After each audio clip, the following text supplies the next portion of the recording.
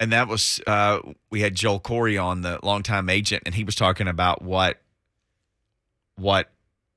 A.J. Brown might get from the Titans, but he named Debo as like, Debo will get this much more. Like, he'll be the next guy, he felt like, to set the market because of his versatility, because of what he could do. But you got that? Here's Joel Corey, who was talking about that very thing. Well, first, he's already in very good hands with Tory Dandy, and Tory Dandy is going to control the wide receiver market because Tory Dandy represents Mike Williams, who signed for $20 million per year, Chris Godwin, who signed for $20 million per year. He represents DK Metcalf, who was drafted in the same round as A.J. Brown, and Deebo Samuel, who was drafted in the same round as D.J. Brown. So you're not getting A.J. Brown for less than $20 million per year.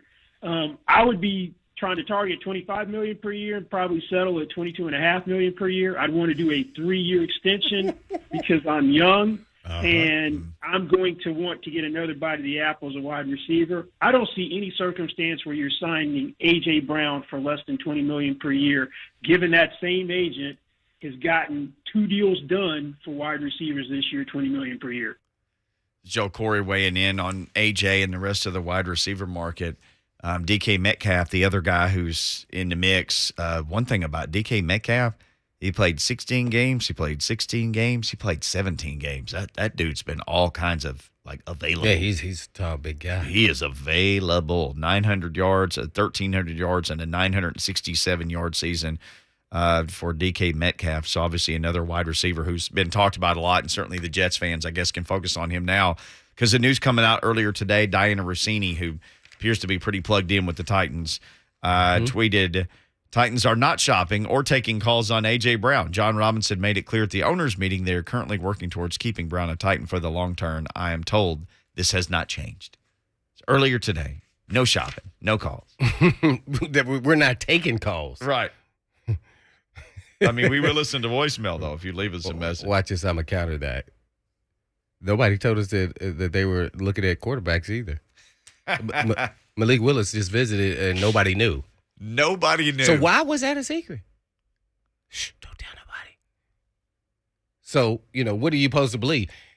Yeah, they don't want to be taking calls, but they are taking calls. Right. If somebody calls and asks about A.J. Brown, what will it take? They may tell them the moon, but, I mean, it's going to take 5 first-round picks, but they're going to take the call because you don't know how this all You're not doing your job if you don't take the call. Right, they have to. So, whenever somebody's so adamant, I think they believe that's what it's going to be, but things can change very quickly, as we know, if they find out that, A.J. Brown goes, hey, man, I'm signing for $25 million and nothing less.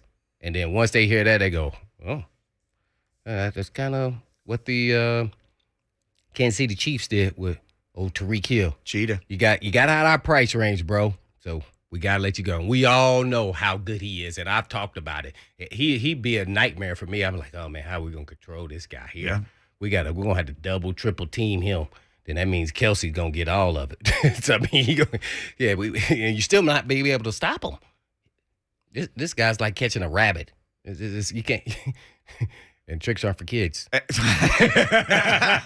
as you pointed out, man, it's not just down the field fast, side to side, front to back, back to front. Oh my God, all that stuff. It's on a warp speed, man. It's uncanny that I've never seen a guy like him, really, in the league. It's something. That's saying something too for that league. Yeah, for you to be unique in that league. Yeah, I mean, we can kind of. There was a guy, but he wasn't as vertical, speed like him, and it's going to blow your mind.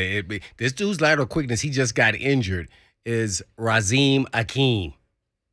I think that's his name. Oh, was it Oz-Zakir? Oz-Akeem. Oz-Akeem that was with the Rams. They were the St. Louis Rams at the time, and his lateral quickness was, when you watch him on tape, you go, he was kind of on that Waddle, Tyreek Hill, but his just vertical speed, it didn't blow you away. So you say, okay, well, I can kind of sit on these routes, and if he gets a step on me, vertically, I can maybe manage through that.